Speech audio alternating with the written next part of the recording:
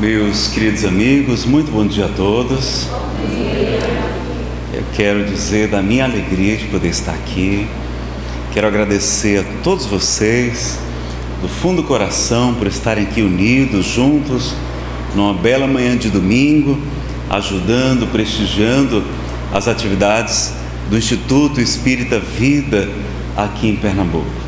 Agradecer ao nosso querido Iraponã, nosso querido Estevam Rios, Micheline, Rita, não é? Aos nossos palestrantes que me antecederam, o nosso querido Gustavo Machado e também o nosso querido Amós, que falaram sobre eutanásia, distanásia, ortotanásia e também sobre o aborto do ponto de vista jurídico, né? Também foi a fala do Gustavo. E agora a gente vai falar também um pouquinho de defesa da vida na prevenção do suicídio, falando sobre uma das principais causas para esse problema, que é a depressão, né? E claro, quando a gente fala sobre espiritismo, a gente está combatendo também a outra causa, que é o materialismo, não é isso? Então, nós vamos iniciar pedindo a Jesus que nos abençoe, nos ilumine, nos mantenha sempre na sua paz, no seu amor. E vamos iniciar com a poesia do Espírito Casimiro Cunha, pela psicografia de Francisco Cândido Xavier. Não é? É o apelo de Jesus para todos nós que queremos defender a vida, não é? Quero saudar também o nosso querido Paulo, o expositor, a sua esposa Mara, estão aí desde sexta-feira, não é? Acompanhando as atividades dessa primeira semana espírita em defesa da vida. O Cristo clama por nós. Amigos espiritistas, ergamos a nossa voz. O mundo clama por Cristo e o Cristo clama por nós. Sigamos desassombrados à luz do Consolador. A luta de cada dia é a nossa vinha de amor. Na companhia sublime do amigo excelso e imortal, nós somos semeadores da vida, da terra espiritual, marginando-nos a estrada de fé risonha e segura, a corações afogados no pântano da amargura. Em toda parte, ao lado das nossas flores de doce deslumbramento, há soluços desvairados de angústia e sofrimento. Em toda parte aparecem deserto, charco, espinheiro. Sejamos braços ativos do divino jardineiro. Plantemos alegremente, sob a fé que não descansa, bondade, paz, otimismo, consolação e esperança. Aguarda-nos vigilantes para a bênção do trabalho, a enxada, a imprensa, a tribuna e o milho, e o livro, a enxada, o tijolo e o malho. Não desdenhemos servir em todas as condições. Espiritismo aplicado é sol para os corações. Estendamos sobre a terra a alegria que nos invade, multiplicando os domínios da santa fraternidade. Amor que salva e levanta é a ordem que nos governa. Na lide em favor de todos, teremos a vida eterna. Amigos espiritistas, ergamos a nossa voz. O mundo clama por Cristo e o Cristo clama por nós. Então fica o convite de Casimiro Cunha. Eu vou pedir para a Micheline ou alguém diminuir um pouquinho o som aqui. O som está um pouquinho alto. Pode dar um pouquinho de microfonia. Eu acho que é melhor a gente prevenir, não é? Se puder diminuir um pouquinho o agudo, acho que é high, né? Rig, né? Em português. Eu baixar um pouquinho só o volume e diminuir um pouquinho o agudo para a gente avançar. Bom, meus amigos, para falar sobre esse tema, depressão, eu gosto muito de trazer uma mensagem de Emmanuel. Ela vai nos falar do que consiste a mensagem de Jesus. Vai fazer um resumo? Foi muito, só um pouquinho. Deixou muito grave, está muito grave. Era só para baixar um pouquinho o agudo e baixar um pouquinho o volume. Tá bom para vocês agora? Tá melhor? Tá bom assim? Então vamos em frente. Obrigado, amigo. É um pouquinho mais agudo só. Um pouquinho mais de agudo desse high aí. É um pouquinho mais agudo, você está diminuindo, é para aumentar. Aumentar, isso, opa, foi, deu. Tá jóia assim. Então vamos lá, tá bom, não tá? Tá. Bom, e ele vai então resumir a mensagem desse nosso irmão, Jesus de Nazaré, mostrando que o seu evangelho é uma mensagem de alegria, de esperança, de renovação. E ela se chama Evangelho e Alegria. Está no livro Roteiro, pela psicografia de Francisco Cândido Xavier. E ele nos ensina: grande injustiça comete quem afirma encontrar no Evangelho a religião da tristeza e da amargura.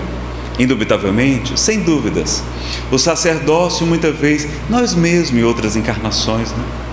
Impregnou o horizonte cristão de nuvens sombrias, com certas etiquetas do culto exterior.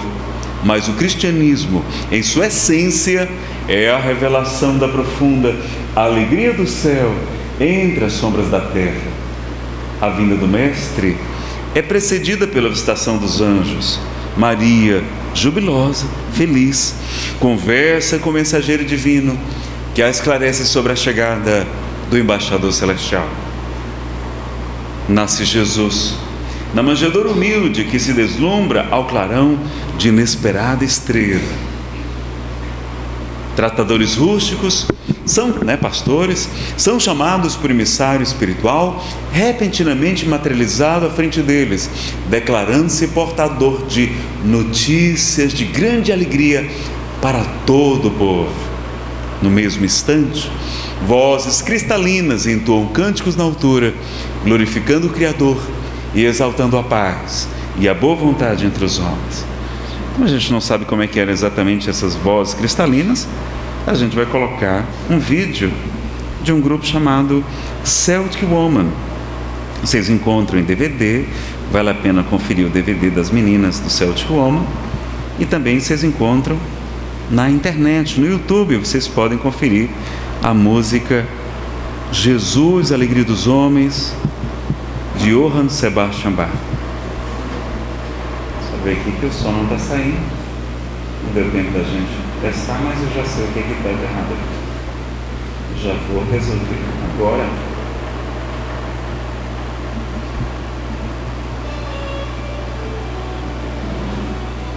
O cabo de áudio está ligado. Precisar do cabo que está ligado aqui, um cabo fininho. Não, o outro está ligado na caixa. Igualzinho a esse, está ligado na caixa. Só puxar ele aí. Agradecer aqui a esposa do nosso querido Amós. É esse aí. Não, deixa aí, traz a ponta dele para cá. A ponta dele era para estar aqui no computador, senão a gente bota uma caixinha de som que resolve também o problema. Se não conseguir, eu consigo de outro jeito. Já conectou aqui. Já está ligado, na verdade não está saindo, né? Vamos pedir ajuda aqui a outra caixinha de som. Acho que ela vai funcionar. Está conectando, né? Acho que vai sair agora. Ela está piscando, não.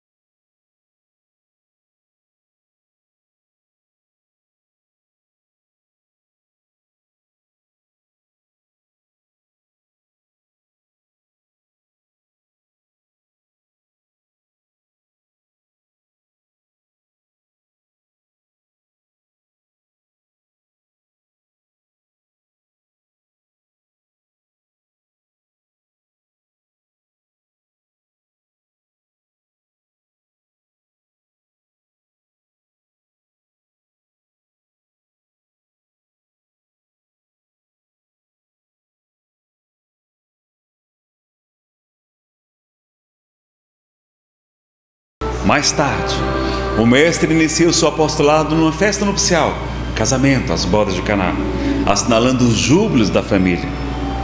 Como que percebendo limitação e estreiteza em qualquer templo de pedra para a sua palavra no mundo, o Senhor principia as suas pregações à beira do lago, em pleno santuário da natureza. Flores e pássaros, luz e perfume representam a moldura de sua doutrinação. Multidões ouvem a voz balsamizante. Doentes e aleijados tocam-se de infinitas consolações. Pobres e aflitos entreveem novos horizontes no futuro. Mulheres e crianças acompanham-no alegremente. O sermão da montanha é o hino das bem-aventuranças, das felicidades, superando a aflição e o desespero. Por onde passa o divino amigo, estabelece-se o contentamento contagiante, né? Vejam que Emmanuel nos fala que a mensagem de Jesus de alegria, de renovação, de esperança, de fé, né? E bem-aventurado significa felizes, felizes os que choram, os que sofrem, porque serão consolados. Em pleno campo, multiplica-se o pão destinado aos famintos. O tratamento dispensado pelo Mestre aos sofredores, considerados inúteis ou desprezíveis, cria novos padrões de confiança no mundo. Desdobra seu apostolado da Boa Nova no clima da alegria perfeita. Cada criatura que registra as notas consoladoras do Evangelho começa a contemplar o mundo e a vida através de prisma, de uma ótica, de uma visão diferente. Surge da terra por bendita escola de preparação espiritual, com serviço santificante para todos nós. Cada enfermo que se refaz para a saúde é veículo de bom ânimo para a comunidade inteira. Cada sofredor que se reconforta constitui edificação moral para a turma imensa. Madalena, que se engrandece no amor, é a beleza que renasce eterna. E Lázaro, que se ergue do sepulcro, é a vida triunfante que ressurge mortal. E ainda, do suor sangrento das lágrimas da cruz, o Senhor faz que flua o manancial da vida vitoriosa para o mundo inteiro, com o sol da ressurreição a irradiar-se para a humanidade, sustentando o crescimento espiritual na direção do século sem fim. Emmanuel, Chico Xavier, Evangelho e Alegria. De 10 horas de palestras, né? Então a gente tem esse seminário, felizmente ele já está gravado, tem ele disponível já num boxzinho com 4 DVDs e 12 palestras, ou também no CDzinho de MP3 também, contendo 12 palestras e algumas músicas que a gente ajuda a divulgar. No CDzinho ou box de Depressão e Alegria de Ver, a gente tem essas palestras. Primeiro, essa aqui, Depressão, Causas e Tratamentos, né? Que a gente vai fazer um pouquinho dela hoje aqui. Depois a gente tem uma palestra sobre a obsessão espiritual, sobre a influência negativa dos espíritos maus e como tratar isso, a sua terapêutica, não é? Depois a gente fala sobre desapego, materialismo e dificuldades financeiras, não é? Nesses momentos de crise, de dificuldades, que a partir de hoje vocês não vão mais falar a palavra crise, nem dificuldade, nem problema, nem limitação, tá certo? Espírita não fala assim, espírita fala que tem desafios evolutivos, que é muito mais chique, muito mais otimista, não é? Então, em vez de reclamar do marido, falar mal da sogra, do filho, da nora, não, a gente fala assim: fulana, não é? Fala para a amiga assim: fulana, você não sabe o tamanho do desafio evolutivo que eu tenho lá em casa, nessa encarnação. Eu devo ser um espírito muito nobre para Deus ter me confiado uma missão tão difícil e tal. Então a gente, não é, sai da condição de vítima, de coitadinho, e assume um papel de protagonista da nossa própria história. Porque está lá no Evangelho segundo o Espiritismo que os espíritos atrasados são instrumentos para a nossa elevação, para o nosso crescimento espiritual. Então eles são como personal trainers, professores particulares, não é? Ajudando a desenvolver os músculos da paciência, do amor, do perdão, da resignação, da caridade, da espiritualidade, né? Todos estão nos ajudando, sem o saber muitas vezes, né? Então nada de problema não, tá bom? Essa crise, né, está passando já, graças a Deus.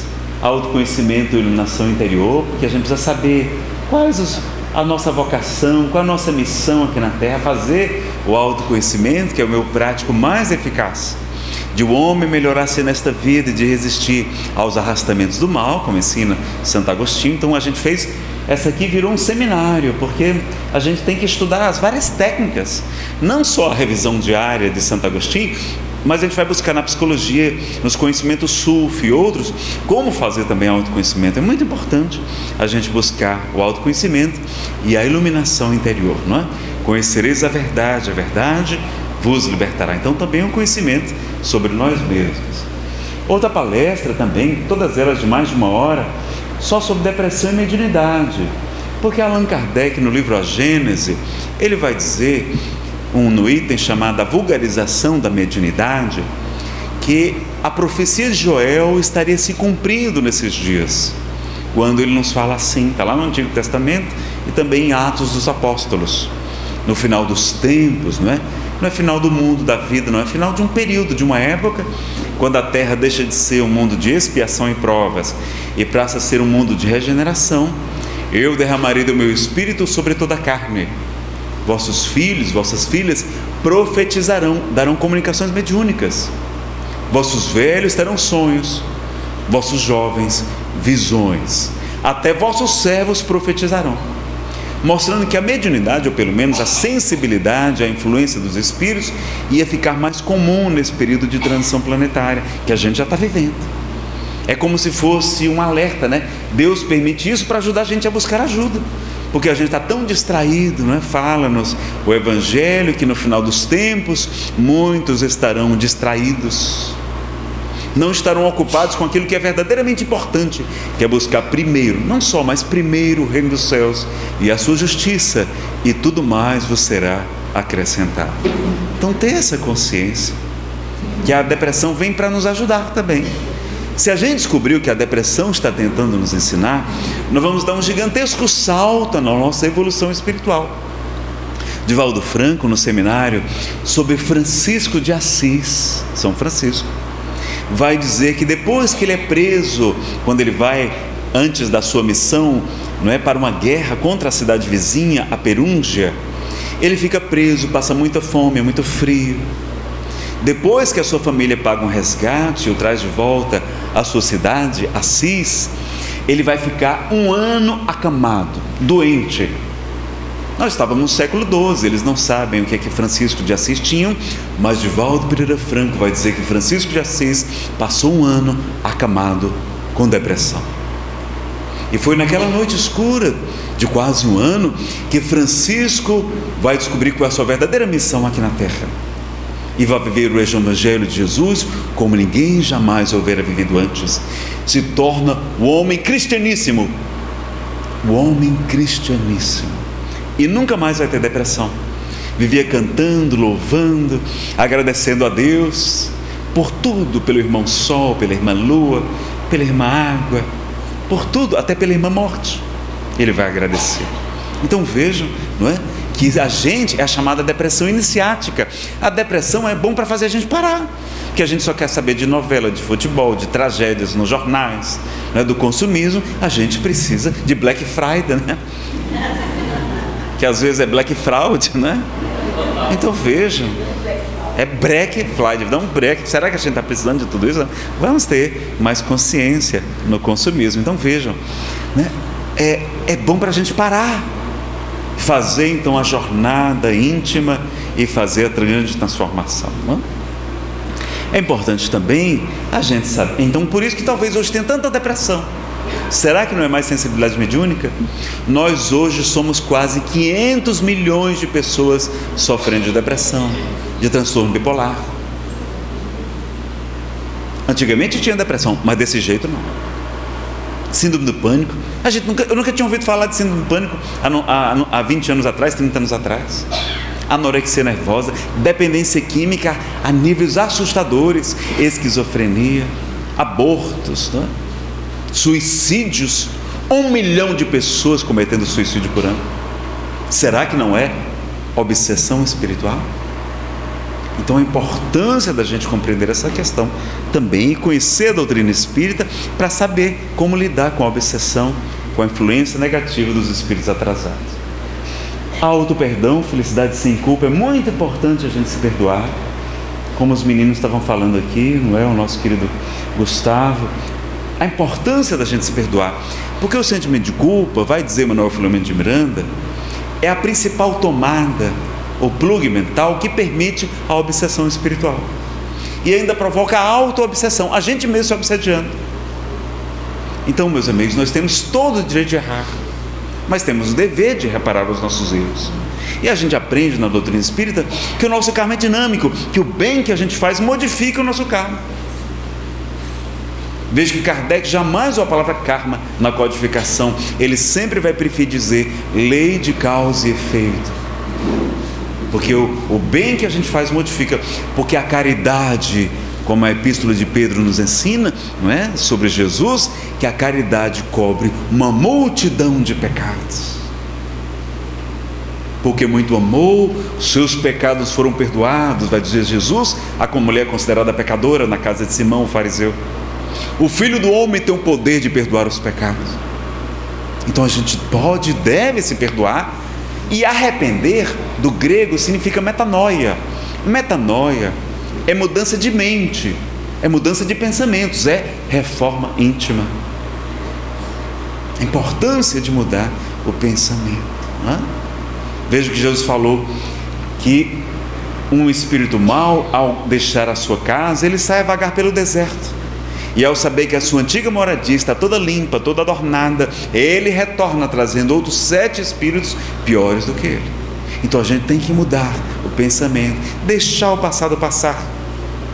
A gente também não consegue prejudicar ninguém também que não tenha provas ou expiações para cumprir. Deus é perfeito, soberanamente justo e bom. A gente não consegue prejudicar quem não merece, quem não precisa. Raul Teixeira fala que na terra há injustos sim, mas não existem injustiçados. Então a gente cometeu um aborto, era também a prova daquele espírito, perdoar aquela ocasião. A gente programa a nossa reencarnação, é a regra, há exceções, há reencarnações compulsórias. Mas como é que aquele espírito, a espiritualidade superior não sabe também que ele pode, não é, ser abortado? Pode, porque a mãe está pensando em aborto. Então é para eles também nos perdoarem. O que é que a gente vai fazer? Cometi um aborto? Não sabia que era tão mal. Vamos trabalhar no bem. Vamos ter uma criança se a gente puder. Vamos adotar. Vamos adotar emocionalmente. Vamos levar para casa. Ajuda lá no abrigo. Visita uma vez por mês, uma vez por semana. Leva um pedaço de bolo, uma fruta, um brinquedinho de R$1,99. Leva o que elas mais precisam, que é o alimento das almas. As crianças não precisam de dinheiro, elas precisam de amor e precisam de orientação segura também. Então dá educação, né? Ela saber que existe alguém no mundo que se preocupa com ela, que ela pode contar. Uma mãezinha substituta, esse anjo chamado mãe. Oh, meus amigos, deve ser tão difícil não ter mãe, porque eu adoro minha mãezinha. Quantas noites, a cada dia ela está velando pelos seus filhinhos, orando, com sacrifícios, não é? Quantos esforços, como a maternidade é algo sublime, é um segredo entre Deus e as mulheres, dizia Chico Xavier. Então, vamos ajudar o movimento Brasil Sem Aborto, vamos nos integrar, colaborar de diversas maneiras, como voluntários, com recursos materiais, financeiros, o Instituto Espírita Vida. É a questão mais urgente da atualidade, é o suicídio, é o aborto, é agora a eutanásia que está sendo legalizada no nosso país, no Código Penal, no projeto que está tramitando no Congresso. É a questão das drogas, é a depressão. Vamos ajudar, vamos fazer a nossa parte, não é? Então, Jesus nos fala há 2000 anos, o trabalhador que lança a mão da charrua, que pega no arado e olha para trás, não é digno do reino dos céus, não está pronto, não está apto ao reino dos céus. Temos que deixar o passado passar, tá bom? E trabalhar no bem, porque a caridade cobre uma multidão de pecados. Depois a gente tem, essa aqui é uma palestra muito bonita, vale a pena vocês conferirem, essa é sobre esse tema, 1h30 só sobre esse assunto. Tem outra chamada A Cura pelo Amor e pela Compaixão, mostrando a alegria do trabalho no bem, como o trabalho no bem nos cura. como nos ajuda, como a gente melhora. Tem uma mensagem de Emmanuel que eu vou colocar para vocês, que ela não é muito conhecida, mas olha a importância do trabalho no bem. Ela se chama Remuneração Espiritual. Está no livro Perante Jesus, da editora Ideal. Ele vai estudar a segunda epístola a Timóteo, de Paulo, que diz: o lavrador que trabalha deve ser o primeiro a gozar dos frutos. Que trabalha, não tem que trabalhar. E Emmanuel então comenta: além do salário amoedado, o trabalho se faz invariavelmente, ou seja, sempre, seguido de remuneração espiritual respectiva, da qual salientamos alguns dos itens mais significativos.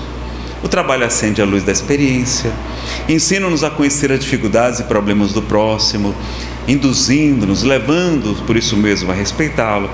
Quem tiver dúvidas, anote sua pergunta, que à tarde a gente vai responder logo depois do almoço, depois da peça de teatro. Olha que maravilha, que evento bacana, que tem arte espírita, não é? Então, vamos lá. O trabalho ajuda a gente a ajudar o próximo, promove a autoeducação, desenvolve a criatividade, a noção de valor do tempo, nos imuniza, nos vacina contra os perigos da aventura e do tédio, o tédio que muitas vezes leva para a depressão e o suicídio, não é? Estabelece apreço em nossa área de ação, dilata o entendimento, amplia-nos o campo das relações afetivas, a gente conquista mais amigos, atrai simpatia e colaboração. O trabalho extingue a pouco e pouco as tendências inferiores que ainda estejamos trazendo de existências passadas. Quando o trabalho, no entanto, se transforma em prazer de servir, agora é diferente. Agora não é mais só trabalho no bem, é trabalho com a alegria, com prazer de servir. Vocês viram o sorriso do Iraponã aqui participando, né, do evento, divulgando? Ele faz com alegria de servir, não é? O Amós, o Gustavo, o Estevan Rios, não é?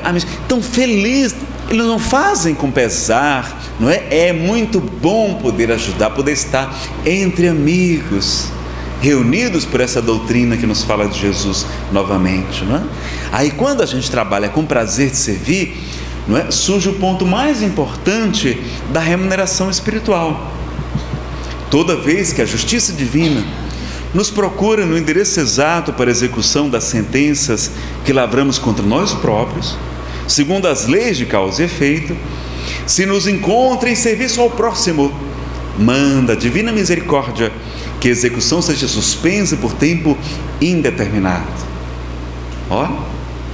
Já me disseram, Nazareno, se você não tivesse começado a trabalhar no bem, hoje você estaria internado no hospital psiquiátrico, ou teria cometido suicídio, como eu quase cometi. E a gente reclamando, porque de vez em quando fica romântico, né? Eu não falo mais que estou em depressão, eu digo que entra em reflexão, que é mais otimista, né? E eu descobri que aqueles poetas, aqueles pintores, aqueles dramaturgos, literatos, era tudo depressivo assim. Só que a palavra depressão é nova, ela é do século XX, finalzinho do século XIX. E aí não se conhecia. Aí dizia que as pessoas que ficavam daquele jeito, não é? Eram românticas. Então quer dizer romântico é igual a depressivo? Então eu não estou com depressão, estou romântico por alguns dias. Mas tudo passa, isso também vai passar, não é? Então olha como a vida fica mais leve quando a gente, não é, muda as palavras. Então vamos lá.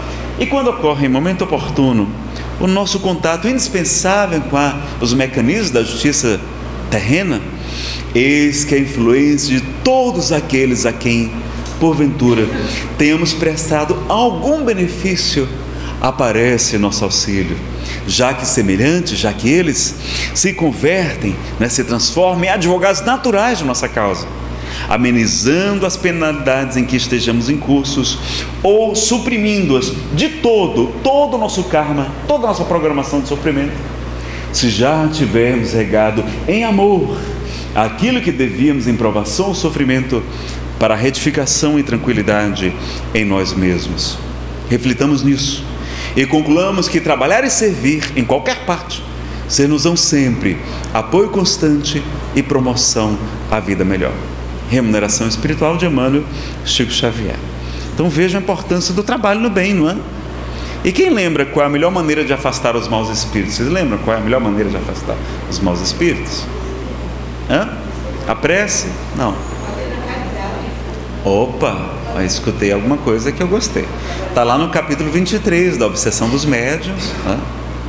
No item 252, que serve para todos nós, não só para os médiuns. Ressalto do que fica dito um ensinamento de grande alcance, muito importante, que as imperfeições morais, que os nossos defeitos, egoísmo, não é, inveja, orgulho, etc., o sentimento de culpa, dão aso, eles é que permitem a ação dos espíritos obsessores, e que o mais seguro meio da pessoa se livrar deles é atrair os bons espíritos pela prática do bem. Então, quando a gente vai para a casa espírita, quando a gente vai se instruir, se melhorar, reforma íntima, quando a gente vai ajudar a colaborar com o Instituto Espírita Vida, quando a gente divulga o bem, a paz, nós somos acompanhados pelos espíritos nobres, e a presença deles é que é capaz de afastar os espíritos maus. Quando a gente está dando palestra aqui, a gente não se sente muito bem, não é verdade, amores? Como é que você chama mesmo? A Renata também. A gente fica tão... Não é por causa da vaidade, é porque sente a presença dos espíritos amigos. A coisa que melhor cura a minha depressão é dar palestra e dar aulas de espiritismo. Às vezes eu estou até meio romântico assim, mas hoje tem aula e tal. Quando eu começo a dar aula, melhor, saio de lá pleno, porque os bons espíritos estão nos acompanhando, né? Então vamos aproveitar, não é? E aprender então o tratamento para a obsessão principal é o trabalho no bem, a reforma íntima, a prece também é muito importante, o culto do evangelho no lar, não é? Tudo isso é muito importante para nós. Depois a gente tem uma palestra sobre doença, saúde e tratamentos espirituais. Como é que funcionam os tratamentos espirituais? Por que nem todo mundo fica curado, não é? E a gente lembra de André Luiz dizendo, não é, que a reencarnação no corpo físico funciona como um carvão milagroso, como um filtro, uma esponja que vai absorvendo as imperfeições que nós trazemos no perispírito, no corpo espiritual ao corpo celestial. Está lá no livro Entre a Terra e o Céu. Então a doença funciona como um dreno energético, ele fala. E por isso que muitas vezes a gente não alcança a cura com o tratamento com os passes. Por quê? Porque a doença já é o nosso próprio tratamento. Está expulsando, através daquele dreno, muitas desarmonias, muitas doenças do perispírito. E ali a gente melhora. Quantas vezes um tumor funciona como se fosse um aspirador de pó, trazendo aquelas desarmonias e colocando para fora. Olha, então a gente pode ver a doença também, além de prova, como esse processo de expiação. Expiação é purificação. Expiação não é necessariamente sofrimento, é purificação, é depuração, tá certo? Segundo o dicionário, né? Ruais, e também cumprimento de pena também pode ser. Depois a gente tem a palestra Jesus e a Alegria de Viver, que é muito bacana, uma das que eu gosto mais. Como a doutrina espírita resgata Jesus e nos transforma tudo que era ruim, tudo que era pessimista, tudo que era triste, tudo que era aparentemente ruim, ela mostra que era maravilhoso. Do ponto de vista espiritual, tudo é para o nosso bem, de tudo dai graças, porque tudo concorre para o bem daqueles que amam o Senhor. Olha que legal. E depois, em cada box, são mais de 10 boxes de palestras diferentes, né? A gente coloca também palestras sobre a reencarnação segundo a Bíblia e a ciência, se a Bíblia condena ou não o espiritismo, e às vezes tem palestra em defesa da vida também. A gente coloca porque normalmente não vende, as pessoas não querem saber, não gostam desse assunto, mas a gente precisa falar, a gente precisa esclarecer e precisamos consolar. O espiritismo é o consolador prometido, não é o condenador, é o consolador prometido por Jesus, tá certo? Vamos lembrar sempre disso nas nossas falas. Eu não vou falar muito os detalhes da depressão, porque você já conhece, não é? Foi chamado mal do século pela Organização Mundial de Saúde. Ela não é preguiça, pessoal, não é preguiça, não é fraqueza, não é moleza, não é o caráter fraco. Só sabe o que é depressão quem já passou por ela. Por mais que a gente explique para as pessoas, elas não fazem ideia, não conseguem imaginar. A vida fica em preto e branco. Tudo que nos alegrava, né? Acordar, comer, sair, namorar, a gente não quer fazer nada, a gente só quer ficar dormindo. Uma angústia nos invade, uma fraqueza, a gente fica com uma fraqueza imensa, o corpo não reage, não consegue nem fazer uma atividade física, que é muito boa para a depressão. Então a gente precisa saber disso. É às vezes um caso de subjugação moral. como Kardec estuda, que a pessoa fica obliterada na sua força de vontade. Ela não tem mais a força de vontade, não sabe nem o que faz. É considerado, como a gente vê no Livro dos Espíritos, não é, que o suicida, que é louco naquele tempo era tudo, era depressão, era psicose maníaco-depressiva, não é? Era transtorno bipolar, era esquizofrenia, era depressões gravíssimas como nós temos hoje. É uma loucura, no sentido amplo da palavra. O louco não sabe o que faz. Tem gente que não tem nem conhecimento do sofrimento do suicídio. Tudo isso é levado em consideração, é atenuante. Não vamos fazer tanto terrorismo sobre suicídio, tá? Vamos alertar, mas sem gerar sofrimento nas famílias, porque tem família sofrendo e ficando com sentimento de culpa. Por que eu não ajudei papai? Então vamos lembrar disso também e ajudar nossos familiares para que eles ajudem melhor os nossos entes queridos que desencarnaram pelo suicídio, tá? Não é verdade que todo mundo vai para o Vale dos Suicidas. Kardec fala que a desencarnação, as consequências são muito diversas, muito diferentes, que tem atenuantes, depende das circunstâncias, depende do conhecimento, várias e várias coisas. Não quer dizer que todo mundo, não é? Aquela narrativa de Camilo Castelo Branco, ele desencarnou, pessoal, no século XIX. Ele desencarnou em 1890. Ele vai ficar 12 anos naquela região, que é lá na colônia espiritual, né, chamada Vale dos Suicidas, um local, é perto de Portugal, não é nem aqui no Brasil. E morre 1 milhão de pessoas por ano. Como é que cabe tanta gente nesse vale? Já vale, né? Então não é verdade que todo mundo vai para lá. E era aquele tempo. Aqui não tem a lei do progresso na Terra. Hoje a gente não tem antibiótico, não tem vacina, não tem remédio para depressão, para colesterol alto, para pressão alta. Lá no mundo superior tem muito mais recursos hoje, certamente também. Mas é claro que a gente deve esclarecer e evitar ao máximo o suicídio, não é? Então a gente tem que ter a pessoa, se está com depressão, vamos ficar atentos, porque uma das principais causas do suicídio são os transtornos psiquiátricos, sobretudo os transtornos de humor, não é? E o médico, antes de diagnosticar a depressão, tem que fazer uma série de exames, porque tem doença que parece com depressão e não é depressão. Por exemplo, a pessoa está com transtorno bipolar, é mais comum do que a depressão. A maioria de nós é bipolar, o que tem depressão, não é depressivo só não. Além da euforia, a gente fica muito alegre, com muita energia, fala muito, gasta demasiadamente, não é? Às vezes a pessoa pode ficar ansiosa, pode ficar estressada, pode ficar irritada, pode ficar com um pensamento acelerado. É também diagnóstico de bipolar. E é importante saber por quê, porque o remédio é diferente. Se você dá um antidepressivo para quem é bipolar, a gente pode ter uma crise de euforia, de mania, que é a expressão clínica para aquela euforia muito grande. Então tem que usar um estabilizador de humor, que é até melhor, porque toma de manhã, de tarde, de noite já está melhor, né? Então saber disso, né? A anemia profunda, a falta do ferro, a pessoa fica fraca, fica batida. Você jura que não está com depressão, está com anemia profunda, né? Anemia grave. Questões hormonais, né? É muito comum a depressão pré-parto, pós-parto, porque os hormônios oscilam muito. E as mulheres, todos os meses, elas passam por episódio que nós, o marido, fica muito chateado, porque não tem nada a ver com aquilo. Uma tal de TPM, não? Elas ficam diferentes. Até o gato sabe quando a patroa está naquele dia. Ele não chega nem perto da patroa, porque o gato sabe. A gente jura que está obsediada. Não está, é hormônio. E uma amiga minha me perguntou: Neno, você sabe o que significa TPM? Não é tensão pré-menstrual? Elas, não. TPM significa tenha pena de mim. Tá o sofrimento das coitadas nesses dias, né? Tem mulher que sofre muito com TPM. Então, a gente, hormônio. Será que a pessoa não está com tumor na pineal, na hipófise, não é? Na pituitária? Será que não está na tiroide? É muito comum, tem que ver o T3, o T4, o TSH. O pessoal da medicina sabe melhor do que eu, não é? Mas minha médica sempre pede esse exame para ver se está tudo bem.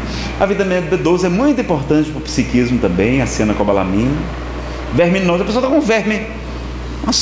Uma sanitária, como disse uma amiga minha, uma secretária, não é uma solitária, é uma sanitária, né?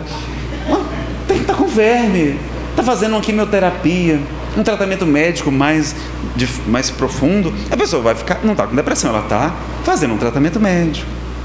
Alergias alimentares. Há quem defenda, se precisa de mais pesquisas, que a alergia ao glúten, intolerância ao glúten, poderia, né, que está nas farinhas, poderia agravar os sintomas de depressão, tá? Não sei se isso ainda precisa pesquisar mais. A pessoa, quando para de usar drogas, está fazendo uma desintoxicação, ela vai ficar deprimida. Mas aí a gente dá um remedinho para ajudar, e vai passar, aquilo vai passar. questões climáticas também, invernos muito rigorosos, né? Países muito ao norte ou muito ao sul. Eu tenho uma irmã que mora na Califórnia e outra na Dinamarca. Eu não sei se vocês sabem, mas nós, os cearenses, nós temos um plano de dominar o mundo, né? Então, onde você for, tem cearense, né? E na Dinamarca, no inverno, o sol quase não se levanta. Aquele frio, aquela escuridão, aquela tristeza. Eles estão fazendo tratamento com lâmpadas bem poderosas para substituir o nosso querido irmão sol. Olha, a gente nem... Tudo bem que aqui é até demais, né? Tem que tomar cuidado. Mas olha, o sol é importante também para a gente, não é? Consequências de abortos, meus amigos, é muito comum depressão após o aborto. Aumenta os riscos de suicídio quando a gente pratica aborto provocado, não é o espontâneo. Então, estar atento a isso, evitar, se cometeu, a reparar, não é? Divulgar o bem, ser contra a legalização do aborto, quem sabe que vai aumentar muito o número de abortos. Esse número que está aí é estimativa, é inflacionado para conseguirem legalizar. E não morrem milhares de mulheres de aborto. É mentira isso. Morrem no máximo 100 mulheres de vários tipos de aborto no Brasil por ano. E às vezes por aborto clandestino mesmo é só 10, 12, como a doutora Marli Virgínia, não é? Estudiosa do assunto lá no Distrito Federal, já levantou. Se fosse milhares de pessoas que morressem de aborto clandestino, todos nós conheceríamos, tinha alguém na nossa família que tinha desencarnado assim. E eu gosto de perguntar, quem aqui conhece alguém que desencarnou de aborto clandestino? Levante a mão, por favor. Olha aí, só o Estevão, que é obstetra, trabalha não sei quantas décadas com isso, conheceu um caso, um só, e você conheceu também um, pronto. Até hoje, só uma pessoa tinha levantado a mão, em centenas de palestras que eu falo em defesa da vida. Então não é, tinha atrizes morrendo de aborto clandestino. É mentira, é para legalizar que eles falam isso. Eu conheço mulher que cometeu 11 abortos. Uma linda, você não diz... Veja então como a gente é manipulado, como a propaganda nazista, uma mentira repetida muitas vezes acaba passando por verdade, não é? Então não vamos legalizar o aborto na pátria do Evangelho, no coração do mundo, né? Então mediunidade, influência espiritual a gente já falou. Vou dar só um recadinho rápido aqui. No meu caso, algumas pessoas até já conhecem, eu tenho depressão bipolar desde criança, eu nem sabia que tinha. Mamãe achava que eu era surdo, mudo ou autista, que eu quase não falava. É por isso que eu falo muito hoje, porque eu estou tirando atraso, né? Tem crédito. E aí, depois de algum tempo foi que eu descobri só que eu tinha transtorno bipolar. E eu tive uma crise mais acentuada. Depois de uma quebra financeira, não é, que a gente passou, aqui em Recife, inclusive, perdemos tudo, todo o nosso patrimônio. Eu não sabia fazer outra coisa. Meu Deus, que eu vou viver de quê? A sorte, o papai já estava aposentado e a gente não morreu de fome. Aí voltamos para Fortaleza, começamos do zero. Hoje parece que foi apenas um sonho, parece que nem aconteceu. A gente se recuperou, não recuperou o patrimônio, perdemos tudo o nosso patrimônio. E aí a gente recomeçou, e que estamos lá. Quando eu olho para trás, parece que foi um sonho, foi um pesadelo, nem me lembro mais. Tudo passa, aguente um pouquinho, que isso também vai passar. E a gente ter essa consciência, não é? Que existem influências espirituais. Então, quando eu me tornei espírita, lá na Federação Espírita do Estado do Ceará, o presidente olhou para mim: Nazareno, você está bem? Eu estou, seu Monteiro, mas o senhor sabe, eu tenho problema de depressão. E mesmo com remédio, tem 3 a 4 dias por mês que eu não consigo levantar da cama, seu Monteiro. Uma tristeza me invade, uma angústia. Você já fez o tratamento espiritual? Como é que é o tratamento espiritual? É o estudo evangelho em pequenos grupos, para a pessoa participar, falar, porque a doença sai pela boca, dizem os psicoterapeutas. Aquela catarse melhora, por isso que o CVV está ajudando tanta gente, que a pessoa quando fala, melhora, toma consciência, se sente acolhida. Então a gente faz a reforma íntima baseada no estudo do Evangelho segundo o Espiritismo. Terapia com passes. Kardec fala que nos casos de subjugação é muito importante a ação de um magnetizador, de um aplicador de passes também, de magnetismo, porque a pessoa tem carência de fluido vital. E aí eu comecei, e eles fizeram uma reunião mediúnica, como eles fazem normalmente, privativa, como recomenda a Federação Brasileira, e conversou com os espíritos através dos médiuns. Eles, Nazareno, eu fui o doutrinador, o dialogador na sua reunião mediúnica de desobsessão. Além dos vários problemas que tinha de outros espíritos, o principal era uma jovem que você magoou muito na vida passada, Nazareno. Ela tem um amor misturado com ódio de você, ela deseja muito que você se suicide. E depois eu fui saber, ele não me falou isso, mas depois eu fui saber que ela cometeu suicídio por minha causa. Olha a responsabilidade com o sentimento alheios. As lesões afetivas, como Emmanuel nos fala, a gente tem que ser tão leviano, não é? Aí ela queria que eu me suicidasse para sofrer como ela sofreu. Depois ela apareceu numa reunião mediúnica para mim, me pediu desculpas, foi reconduzida, ficamos tudo bem. E aí a gente, não é? Ela, durante o sono, ele me falou que durante o sono do corpo, quando eu saía do corpo, ela me levava para regiões eróticas no mundo espiritual. A gente passava a noite tendo relacionamentos íntimos, quando ela vampirizava a minha energia. E por isso eu acordava completamente desenergizado. Aí quando ele me falou, eu disse: Monteiro, que coisa curiosa, porque eu só durmo com remédios. Tinha insônia. Insônia pode, não quer dizer, mas pode ser sintoma de obsessão espiritual durante o sono. André Luiz fala na série A Vida no Mundo Espiritual que 2/3 da humanidade, quando está dormindo, não vão para regiões felizes do mundo espiritual, não. Vamos para lugares muito atrasados, onde se engendram muitos crimes e muitas obsessões. E ali, não é? De manhã eu acordava também com muita depressão, minha depressão era principalmente de manhã. De tarde eu melhorava um pouco, de noite eu normalmente estava mais ou menos bem. O que aumentava o sentimento de culpa, eu ficava achando que era preguiça, não é? Era também preguiça, mas não era só preguiça, não é? E aí, não é? E depois da primeira reunião mediúnica de desobsessão, foram feitas 4, a época depois tivemos mais. Eu já passei a dormir sem remédio, que nem uma criança. Olha que coisa curiosa, não faz sentido, não? Nazareno passava a noite namorando, acordava só o bagaço. Então veja, uma obsessão espiritual. Então a gente tem que combater também a obsessão através da prática do bem, da reforma íntima, não é? Dos bons pensamentos, das boas palavras. Então, lembrar disso. O nosso tempo agora já está chegando, não é? A gente já está faltando só mais 5 minutinhos, mas à tarde, depois do teatro, a gente volta. A gente vai fazer um fechamento com vocês e vai trazer as perguntas e respostas que vocês façam por escrito, tá? Façam agora na hora do almoço e a gente responde para vocês no intervalo, tá bom? Eu vou colocar só um vídeo motivacional, vocês encontram também no YouTube. Quem tiver interesse, depois procura lá. É só procurar por Tony Melendes. E ele vai falar para a gente sobre Não Me Diga Que Não Podes. É um rapaz que nasceu sem os braços. E vocês vão ver que bonito que é. Vou precisar ligar a caixinha de som aqui. Alguém aperta aqui no botãozinho para ligar essa caixinha de som? O violão é especial para mim. É só apertar no botão de cima aí que ela vai tocar a musiquinha. Ah, já está ligado, tomei né? emprestado dele para então brincar no começo. Mas pode foi deixar algo que ela vai me levou a poder fazer música.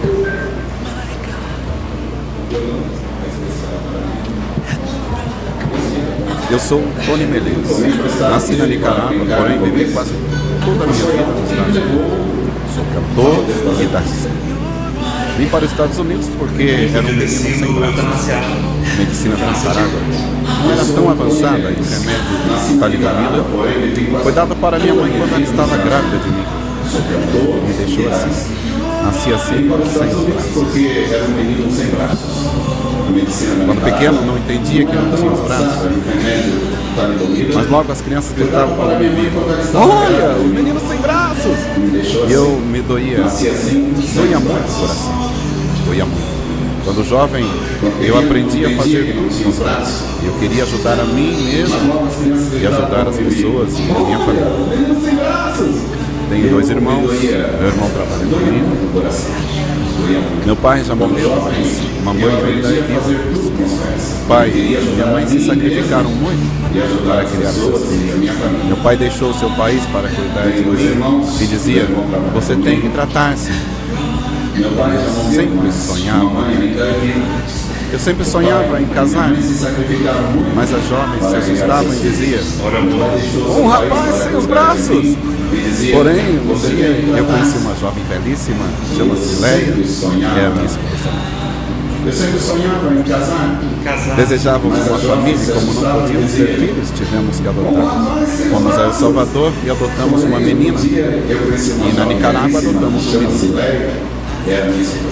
A música sempre esteve no nosso íntimo. Desde pequenino eu já cantava, o papai tocava violão e a mamãe cantava. Sou certo que recebi esse talento, esse dom, que eu sempre queria ser normal para tocar violão também. E na violão era diferente, eu praticava 6 a 7 horas por noite. Começou a fluir, eu sempre recebi esse talento, esse dom, que eu sempre queria ser normal para tocar violão também. Deus me deu força e vontade, Deus me deu família, Deus me deu a música. Com a música eu me sinto bem conectado com a música. Isso me ajudou a receber, e eu cantava de coração. Tony Melendes.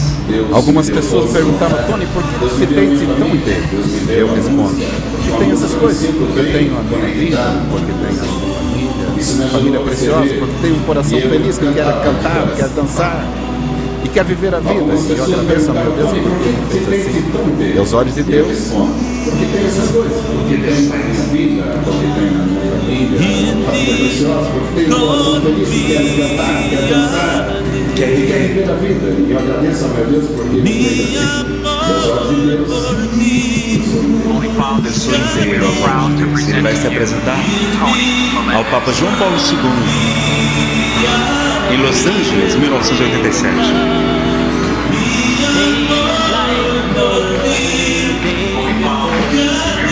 Santo Padre, nós estamos orgulhosos de apresentar Tony Melendes.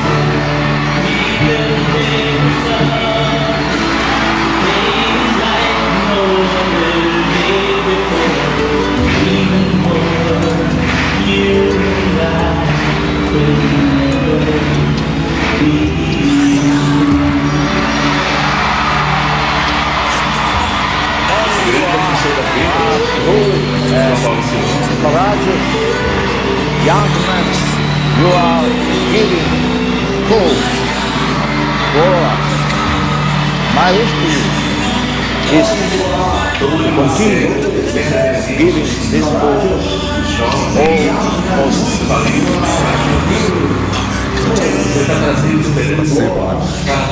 nesse momento é como se eu dissesse: Tony, você tem que trabalhar, tem que cantar, tem que me ajudar, tem que ser meus pés e também minhas mãos, viajar, cantar pelo mundo. Deus está sempre na minha vida. Nesse momento é como se eu dissesse: eu digo a uma pessoa como você tem que trabalhar, tens os braços, as pernas, tens tudo, tem tudo. E dizem: não posso, não consigo. Pode sim, você pode. Dizem-me: Tony, você é um milagre. E eu sempre digo: tem tudo. E dizem: não posso, não consigo.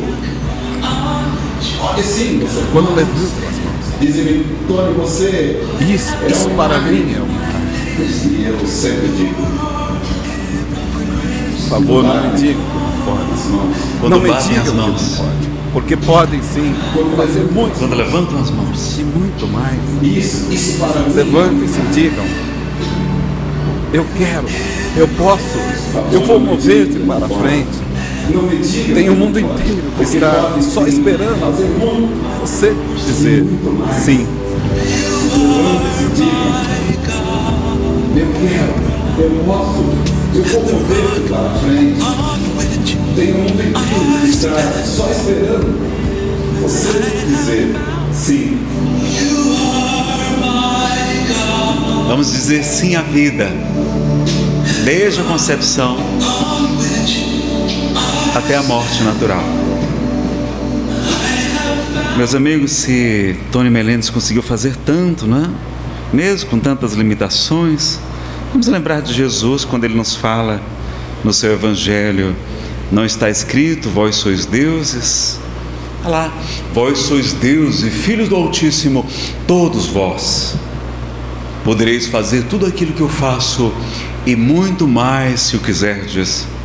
Vós sois o sal da terra, o fermento da massa, a luz do mundo. Brilhe a vossa luz e resplandeçam as vossas boas obras diante dos homens, para que eles glorifiquem a Deus, nosso Pai, que está nos céus. Nós vamos então para o nosso intervalo.